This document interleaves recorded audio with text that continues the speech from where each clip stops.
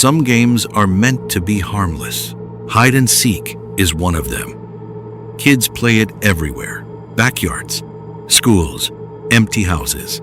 Someone counts. Everyone hides. And eventually, everyone gets found. But when I was 11 years old, I played a version of hide and seek where someone never came back. And the worst part is, I think something else was playing with us that night. My name is Ethan Carter. I grew up in a small town called Briarwood, Oregon. It was the kind of place where nothing ever really happened. Quiet streets, old houses, tall pine trees that surrounded the town like a dark wall. Every summer, my parents sent me to stay with my grandparents for a few weeks. Their house sat on the edge of town, close to a narrow river that cut through the forest. It was an old farmhouse, 2 stories, wooden floors that creaked whenever you walked, and a backyard that stretched all the way to the tree line. When I was younger, I loved that place. But looking back now, there was always something strange about it. My grandfather, Thomas, was a quiet man. He rarely talked about the past. But once in a while, when the wind blew through the trees at night, he would say something that always stuck with me. He said children shouldn't play games near the river after dark. When I asked why, he never gave a real answer. He only said the woods had their own rules. At 11 years old, warnings like that just made the woods sound more exciting. And that's exactly why my friends and I decided to play hide and seek there. It started one evening near the end of summer. The sky was turning orange as the sun dipped behind the trees. My friends Jake and Lucas had come over to hang out. Jake was the loud one, always joking, always trying to prove he wasn't scared of anything. Lucas was quieter, but he followed Jake everywhere. We were sitting on the back steps when Jake suddenly stood up and said, "Let's play hide and seek in the woods." Lucas laughed. "Dude, it's almost dark." "Exactly, Jake. That makes it better." I hesitated. My grandfather's warning floated into my mind, but I didn't want to look like the scared kid, so I shrugged. "Fine." We walked down the narrow path that led from the backyard to the riverbank. The woods were already growing darker. The tall trees blocked most of the fading sunlight, and the air felt colder near the water. Jake clapped his hands. "All right, same rules as always. One person counts. The others hide." Lucas pointed at me. "You count." I rolled my eyes. "Fine." I turned toward a large oak tree near the edge of the river, placed my hands over my eyes, and started counting. 1, 2, 3. Behind me, I heard the sound of my friends running into the trees, branches snapping, leaves crunching under their shoes. 8, 9, 10. The forest had gone completely quiet, too quiet. "Ready or not?" I called out. "Here I come." The first few minutes were normal. I searched behind trees, under fallen logs, near the riverbank. Eventually, I spotted Lucas crouching behind a large rock. He jumped when I tapped his shoulder. "Found you." He groaned. "Dang it." Now, there was only one person left, Jake. We searched together for almost 10 minutes, and calling his name, walking deeper into the woods. "Jake!" Lucas shouted. "Game's over." No answer. That's when we heard it. A voice, somewhere deeper in the forest. "Come find me." It sounded like Jake, but something about the voice felt wrong. Too slow, too quiet. Lucas looked at me. "Did you hear that?" I nodded, and suddenly, the game didn't feel fun anymore. We followed the voice toward the river. The trees grew thicker, the shadows darker. Then the voice came again, closer this time. "Come find me." Lucas whispered, "That doesn't sound like Jake." And he was right, because when we finally reached the riverbank, Jake was already there, standing perfectly still, facing the water. But he wasn't alone. Someone else was standing beside him, and neither of them were moving. Jake stood at the edge of the river, perfectly still. The water moved slowly around the rocks, reflecting the faint light of the evening sky. But Jake wasn't looking at us. He was staring straight ahead into the dark water. And beside him, someone else was standing there. At first, I thought it was just another kid from town, maybe someone who had wandered into the woods. But something about the figure felt wrong. Too tall, too thin, and completely silent. Lucas whispered beside me, "Who is that?" I didn't answer, because the truth was, I had no idea. We slowly walked closer. The ground was damp near the riverbank. Branches snapped softly beneath our shoes. "Jake?" I called out. He didn't move.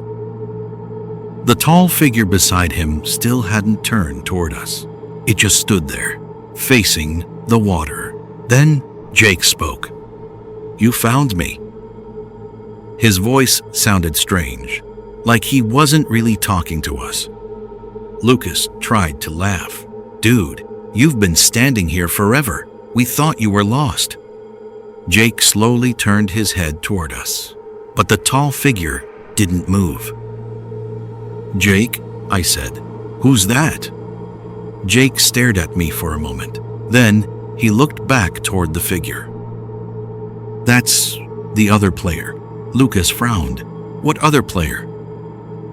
Jake tilted his head slightly, like the question confused him. "The one who was already hiding." A cold feeling ran down my spine, because we had started the game with only 3 people. Me, Lucas, and Jake. No fourth player. The wind moved through the trees behind us. Branches creaked softly in the dark. Lucas stepped closer to Jake. "Okay, man, very funny. Seriously though, who is that?" Jake didn't answer. Instead, he slowly pointed toward the river. "The game isn't over yet." Lucas shook his head. "What are you talking about? We already found you." Jake smiled. But it wasn't the kind of smile you make when you win a game. It looked wrong. "You only found me," he said quietly. "You still have to find him." Lucas looked back toward the tall figure. "Okay, yeah, this is getting weird." Then he waved his hand in front of the figure's face. "Hey man, are you even listening?" The figure moved. Very slowly, its head turned toward Lucas. And for a brief moment, I thought my heart stopped. Because its face looked almost human, almost. But its eyes were completely dark. No reflection, no light, just empty blackness. Lucas stumbled backward. "What the hell?"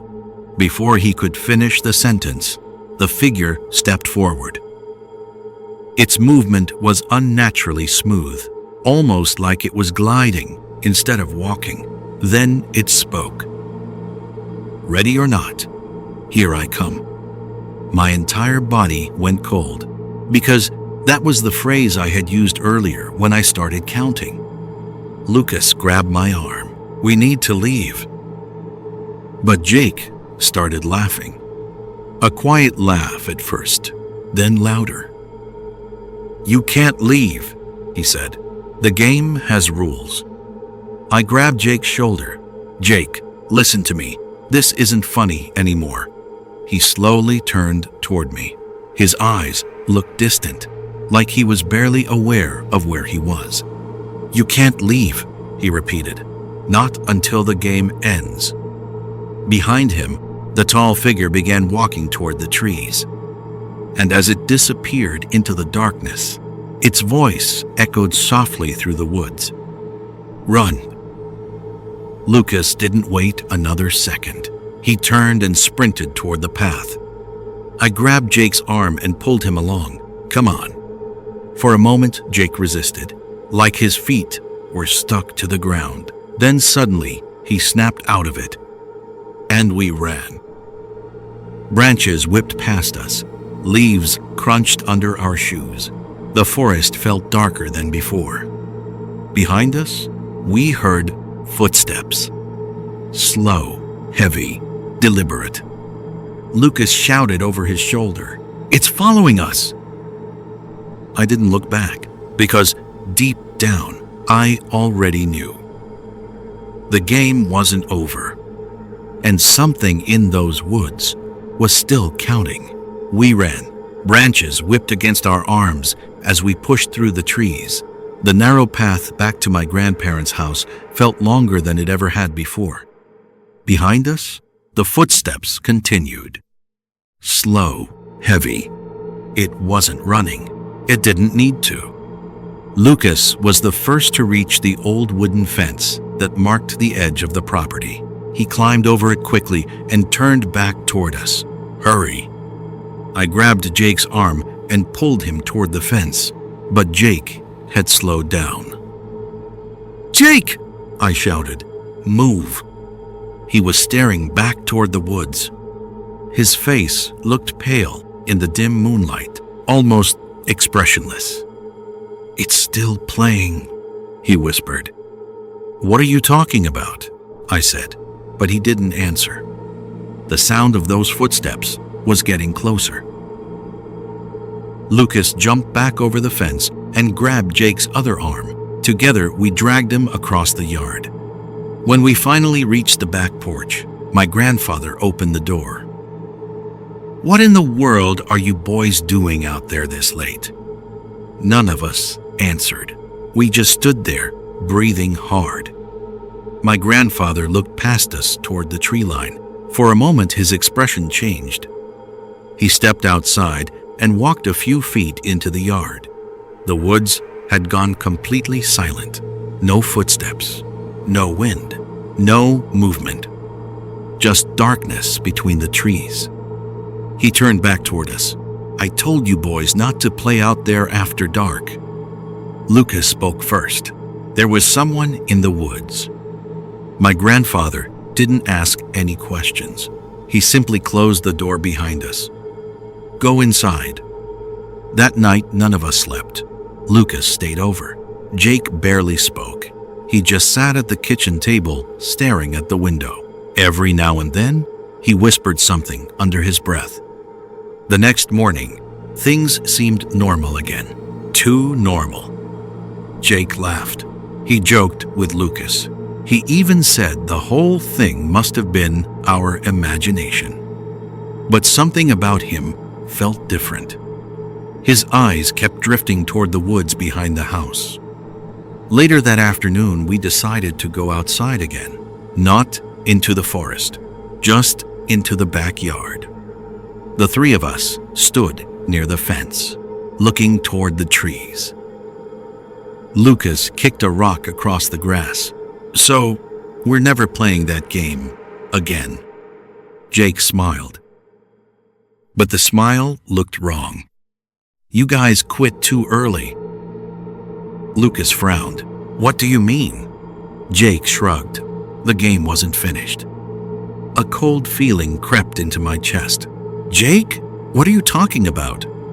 He looked toward the woods again. Then he said something that made my stomach drop. "It found me." Lucas laughed nervously. "Yeah, we know. That weird guy by the river." Jake shook his head slowly. "No. It found me after you left." My heart started beating faster. "What do you mean, after we left?" Jake turned toward us, and for a moment, his eyes looked darker than usual. It said the game needed 4 players. Lucas went quiet, but there were only 3 of us. Jake smiled again. "That's what I told it." The wind moved softly through the trees behind him. Then Jake said something I will never forget. It said there used to be 4. Lucas whispered, "What does that mean?" Jake slowly pointed toward the woods. Someone else never got found. For a long moment, none of us spoke. Then Jake turned and started walking toward the fence. "Where are you going?" I asked. He didn't stop. "Back to the game." Lucas grabbed his shoulder. "Jake, stop messing around." Jake looked at him calmly. "You're supposed to hide now." Lucas laughed nervously. "I'm not playing that stupid game again." Jake tilted his head slightly. "But it's already counting." At that moment, we heard something from the woods. A voice. 1. Lucas and I froze. The voice continued. 2. Jake's smile widened. 3. Lucas grabbed my arm. "We need to go inside." But Jake didn't move. He just stood there, facing the woods, listening. 4. The voice stopped. Then it whispered something that still haunts me to this day. "Ready or not? Here I come."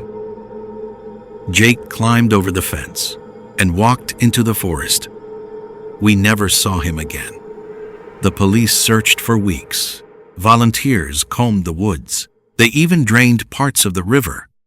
But Jake Carter was never found. My grandfather sold the house a year later. We moved away from Briarwood. I haven't returned since. But sometimes, late at night, when the wind moves through the trees outside my window, I hear something faint in the distance. A voice counting. And I always remember what my grandfather told me years ago.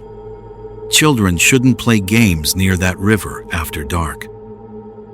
Because sometimes something else is waiting to play. And it doesn't like losing.